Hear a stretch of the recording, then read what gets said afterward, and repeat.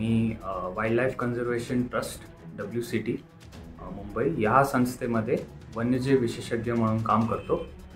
आमचा जे अभ्यास आहे ते सह्याद्री भागात सह्याद्री टायगर रिझर्वचा जे कॉरिडॉर आहे काली टायगर रिझर्वपर्यंत त्या भागात आम्ही रिसर्चची कामं करतो.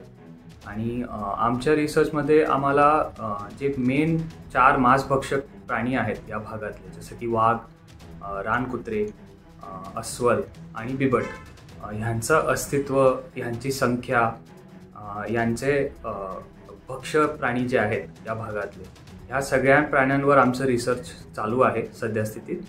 आणि आम्हाला आमच्या रिसर्चद्वारे असं समजलं आहे की जे कॉरिडॉरचा भाग आहे, खासकर जे रिसेंटली संवर्धन राखीव क्षेत्र घोषित झालेले आहेत, त्या भागात ह्या सगळ्या प्राण्यांचं अस्तित्व बऱ्यापैकी चांगलं आहे किंवा फ्युचरमध्ये व्यवस्थित मॅनेजमेंट झालं तर ह्या सगळ्या एरियाजमध्ये त्यांचं अस्तित्व बऱ्यापैकी चांगला होऊ शकतो.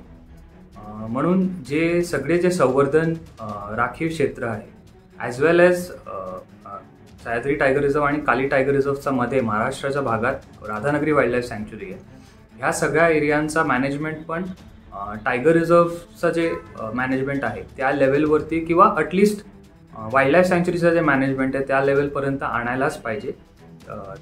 ते झालं तरच या लँडस्केपमध्ये वाघांचं अस्तित्व टिकून राहील किंवा इतर जे मोठे मांसभक्षक प्राणी आहेत त्यांचं अस्तित्वही टिकून राहील.